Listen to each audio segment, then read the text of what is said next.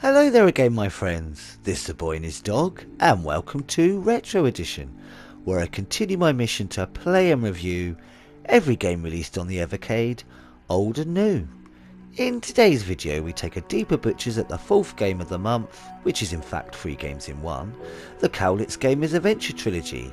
So, without further ado, let's get started. The Cowlitz Gamers Adventure Trilogy are 3 8-bit arcade style platformers. Help Justice gather gold to pay for fireworks in the first adventure originally released in 2016. Go treasure hunting with Justice's sister Kaylee in the second adventure originally released in 2017. And rescue some legends of the 8-bit homebrew scene as Kaylee and Justice in the Lost Adventures originally released in 2020.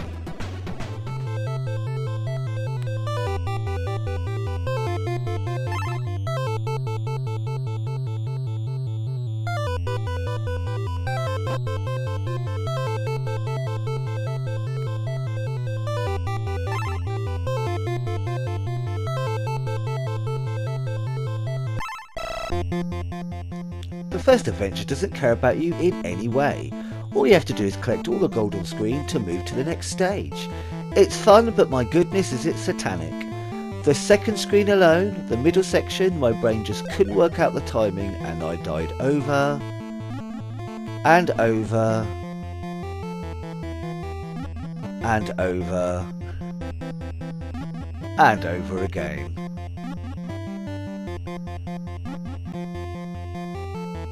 I think it's a miracle I ever did manage, if I'm honest.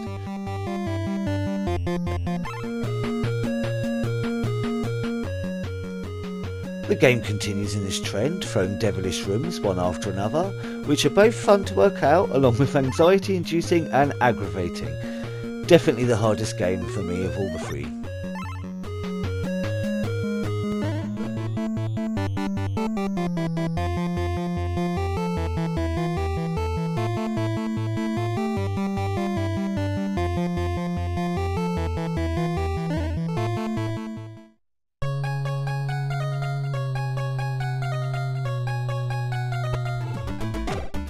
The second adventure, as well as looking rather lovely, is much more balanced. The beginning stages are more gentle, introducing elements slower over more stages.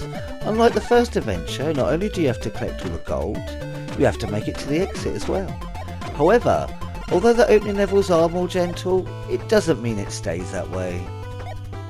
There are some really juicy stages ahead, and that will take a fair few tries to work out how to get through. I really did love some of the layouts. There are hidden teleports and switches and all manner of other traps and tricks to overcome. Great stuff.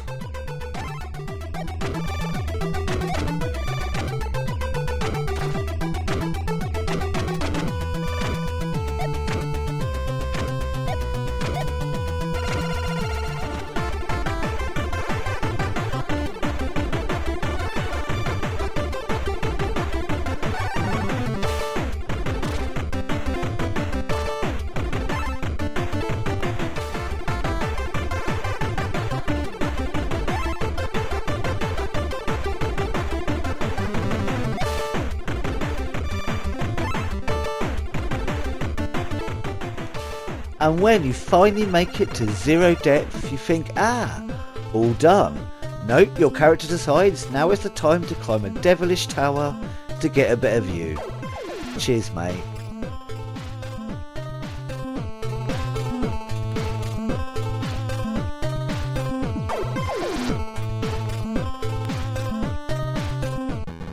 And this is when the game really kicks in, throwing everything at you. It is a decent, clever challenge to the end.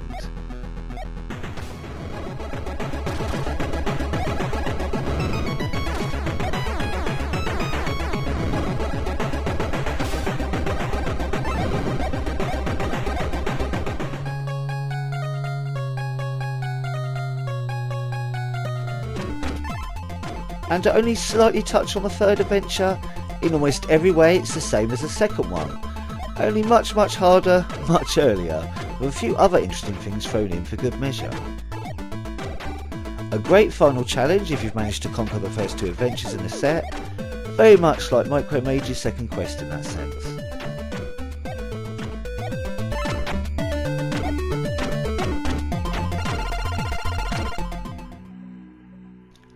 All in all, this was a great trilogy. That first adventure is a tough beast indeed to jump into. I would say start with the second venture, as it's more gentle with you, well, to begin with anyway. And the third adventure is just that extra bonus if you've got through the other two titles. Another great addition to Game of the Month. Honestly, Indie Heroes Collection 2 is on fire at this point. My excitement each month is growing, not knowing what game we might get next. And if you've made it here to the end of the video, thank you very much for joining me. Please leave a thumbs up or a comment if you would like. Either way, I'm just chuffed you poked your head in the door to take a gander.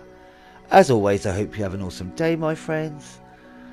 And until next time, be seeing you.